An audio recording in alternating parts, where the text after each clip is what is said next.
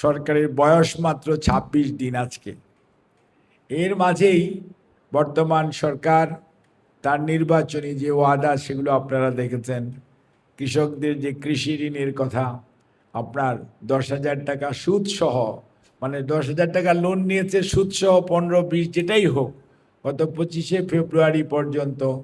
এই বৎসরের ২৫শে ফেব্রুয়ারি পর্যন্ত যা জমেছে কৃষি ঋণ কিন্তু মওকুফ করে দেওয়া হয়েছে, প্রথম সিদ্ধান্ত যেটি। দ্বিতীয়, ফ্যামিলি কার্ডের ব্যাপারে আমরা সব সময় বলেছি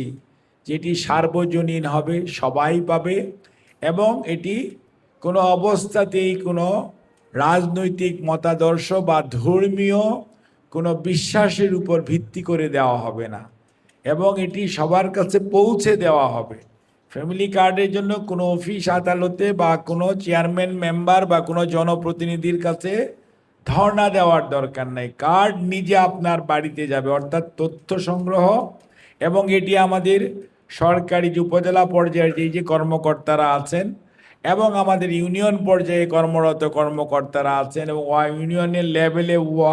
ইউনিয়নের নিচে ওয়ার্ড লেভেলেও কিন্তু স্বাস্থ্যের আছে, কৃষির আছে, ফ্যামিলি প্ল্যানিংয়ের আছে, পরিবার কল্যাণের আছে, এবং সমাজ কল্যাণেরও কোনো কোনো জায়গায় ইউনিয়ন পর্যায়ে ইউনিয়ন সমাজকর্মী আছে, এবং আমাদের আপনার আনসার ভিডিপির একদম গ্রাম পর্যায়ে তাদের আমাদের সদস্যরা আছে। কাজেই তাদের মাধ্যমে কিন্তু সমস্ত কাজগুলি করা হচ্ছে, এবং এখানে আমাদের কোনো ধরনের রাজনৈতিক কোনো ধরনের বিশ্বাস এখানে কাজ করে না। কাজেই আমরা আপনাদের সবার সহযোগিতা চাই যে আমরা এই কাজটা পাইলটিং কেবল গত 10 তারিখে শুরু হয়েছে, এবং ইনশাল্লাহ রোজার পরে, ঈদুল ফিতরের পরে এটি আরও ব্যাপ্তি ঘটবে মাননীয় প্রধানমন্ত্রীর পরামর্শক্রমে, এবং এটাকে আরও ছড়িয়ে দেওয়া হবে। এবং আমাদের টার্গেট হচ্ছে যে আমরা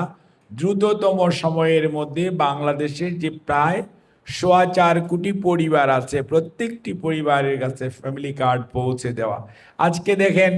আজকে 14 তারিখ, আমাদের কমিটমেন্ট ছিল যে ধর্মীয় প্রতিষ্ঠান, যে আমাদের যে মসজিদ, আমাদের মন্দির বা গির্জা বা প্যাগোডা, এইগুলোর যে আমাদের যে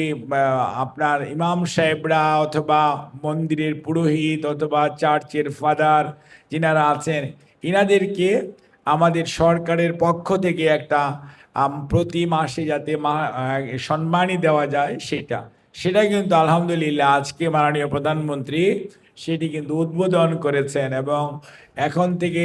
এনারা নিয়মিতভাবে প্রতি মাসে ইনশাআল্লাহ সেই মাসোয়ারা, তবে আমরা একসাথে সব মসজিদ করা সম্ভব না, প্রত্যেক ইউনিয়ন আপনার এখানে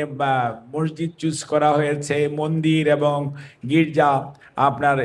প্রশাসনের সহযোগিতায়, অর্থাৎ ইউনো সাহেবদের সহযোগিতায় এগুলো বাছাই করা হয়েছে সারা বাংলাদেশে, এবং আজকে থেকে ওনারা অলরেডি পাওয়া শুরু করেছে বা পেয়ে গেছে। 16 তারিখে ইনশাল্লাহ মাননীয় প্রধানমন্ত্রী আপনাদের দিনাজপুরের কাহারুলে আসবেন, এবং উনি নিজে শহীদ জিয়ার মতো খাল খনন কর্মসূচির আবারও শুভ উদ্বোধন করবেন, এবং ওই দিন বাংলাদেশের 53টি জেলায় একযুগে খাল খনন এবং পুনর্খনন করা হবে। সেখানে কিছুটা স্বেচ্ছাশ্রমের ভিতর মাধ্যমে, কিছুটা খাদ্যের বিনিময়ে বা অর্থের বিনিময়ে খাল খননের যে কর্মসূচিটা যৌথভাবেই পুরো কর্মসূচিটা গ্রহণ করা হবে। এবং আমাদের টার্গেট আছে মাননীয় প্রধানমন্ত্রীর আপনার যে আগামী আমাদের এই সময়ের মধ্যে আমরা 20,000 কিলোমিটার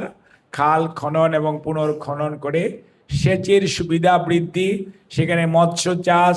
সেখানে আপনার হাঁস পালন করা, প্রতিপালন করা, তারপরে আপনার খালের পাড়ে যাতে আপনার গাছ লাগানো মানে বৃক্ষরোপণ করা যায়, পরিবেশের ভারসাম্য রক্ষা করা, এবং সর্বোপরি কৃষির যে উৎপাদন, ধানের উৎপাদন, রবি শস্যের উৎপাদন বাড়বে।